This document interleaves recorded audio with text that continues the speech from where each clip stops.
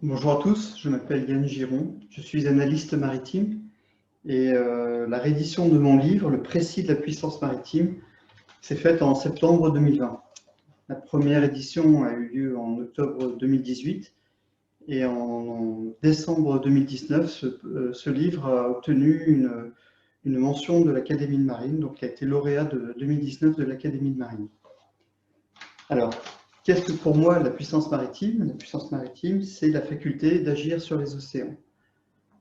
Ce concept aujourd'hui avait besoin d'être revalorisé. Il était fortement ambivalent puisqu'il y avait plusieurs définitions qui cohabitaient. La première définition, c'était une sorte de confusion avec la puissance navale. La puissance navale étant la puissance militaire sur les océans. Et puis, on avait tendance aussi à vouloir mettre un rang derrière la puissance maritime, première puissance maritime, deuxième puissance maritime, etc. Donc c'est un terme qui était devenu très polysémique et à force d'avoir trop de sens, eh ben, il en perd toute sa substance. Donc ce qui m'intéressait, c'était de reprendre ce terme de puissance au sens de la capacité à faire, à ne pas faire, à faire, et de la transférer sur la puissance maritime. Alors pourquoi aujourd'hui poser ce concept? Il y a un contexte qui est très particulier, c'est qu'aujourd'hui, nous allons aborder une nouvelle phase de l'humanité sur les océans. C'est en cours de développement, elle est connue sous le vocable de la croissance bleue, et en fait, on va rentrer dans potentiellement un nouvel âge d'or maritime. Et à l'aune de ce nouvel âge d'or se pose une question qui est comment réaliser toutes les capacités, toutes les potentialités que représentent ces océans. Ces potentialités sont immenses. Ce n'était pas l'objet de ce livre de vous faire la liste de toutes les potentialités de cet Eldorado. Moi, j'ai voulu insister plus sur vraiment des aspects de méthode.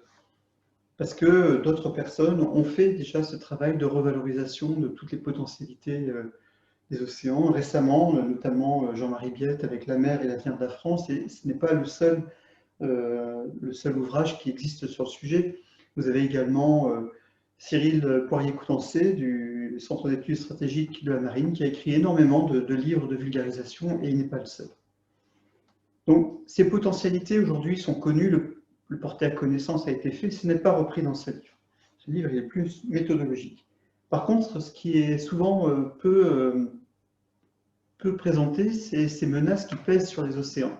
Alors les menaces, on vous parle souvent de menaces écologiques, du développement de la piraterie, ce genre de choses, mais grâce à la remodélisation du concept de puissance maritime, on ouvre un certain nombre de nouvelles potentialités et on identifie de nouvelles menaces sur les océans.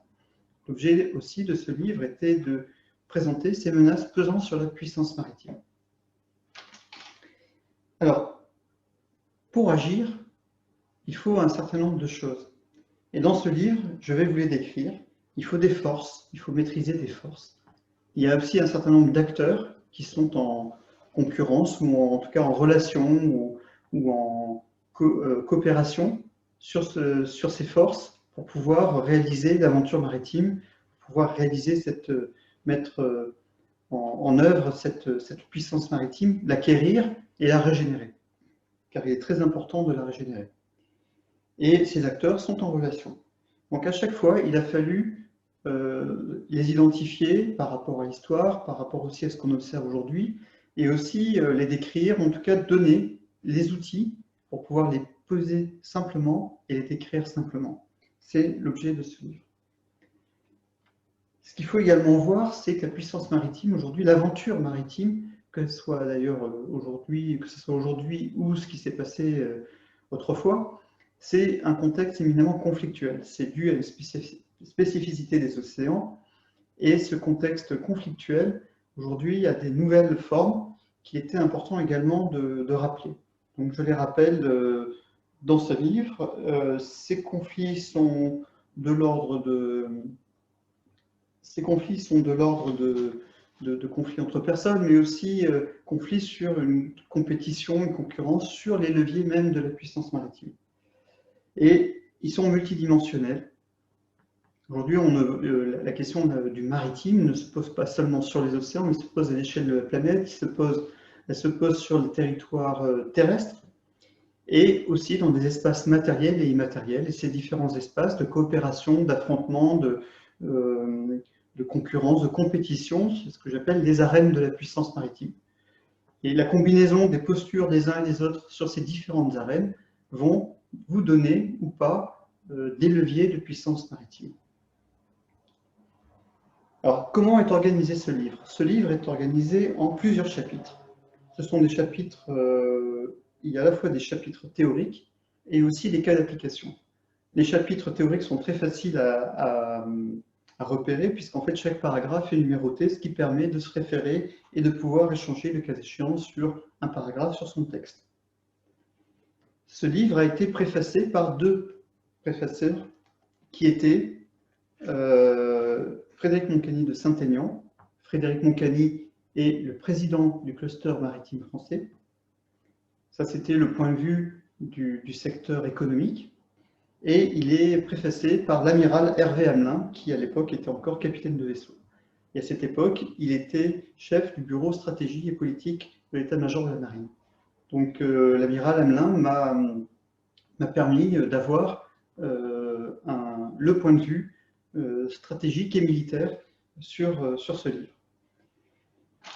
Au niveau des parties théoriques, eh bien, comme je vous ai annoncé, il va y avoir un certain nombre, on va voir un certain nombre d'outils, donc les arènes de la puissance, également les triangles de la puissance, et puis un petit peu un examen des deux forces de la puissance maritime, ces deux forces étant la volonté et aussi le capitalisme. En photo de couverture, il y a une photo qui est très importante, qui est celle de Frédéric Briouat, un photographe maritimiste, qui représente un capitaine de pêche qui est en passerelle. Alors cette photo est pour moi assez exceptionnelle, je suis très heureux d'avoir pu la trouver et la mettre en couverture de ce livre, parce que ce capitaine de pêche, d'abord c'est une photo qui est rare. C'est rare de prendre un capitaine de pêche de l'extérieur vers l'intérieur de nuit. Ça veut dire que donc on est exposé au mouvement de mer. Et de nuit, en plus, c'est particulièrement compliqué. Et on voit donc un homme seul en passerelle. Alors, ça peut donner un peu une illusion de détresse, de solitude. Pas du tout. C'est en fait un homme qui est en train d'agir sur les océans. Il est en train de à la fois guider son bateau, guider sa manœuvre de pêche et négocier. Il est interconnecté, négocier sa vente. Il m'a semblé que c'était, plutôt que de vous présenter une énième couverture avec un bateau de commerce ou un bâtiment de guerre, c'était original de pouvoir vous présenter cette photo d'un capitaine de pêche. Et en plus, ça renvoie à mon histoire personnelle, puisque pendant 20 ans, j'étais consultant analyste du secteur de la pêche. Au cours de ces 20 ans, j'ai également participé et analysé des ports, et puis progressivement, je me suis diversifié sur l'intégralité de l'économie maritime.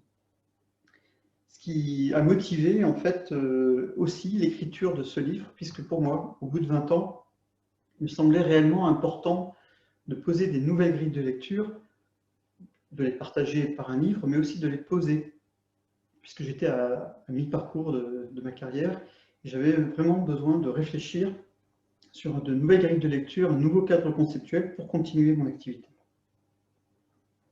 Voilà, donc voilà, je suis très heureux de vous présenter cette nouvelle édition.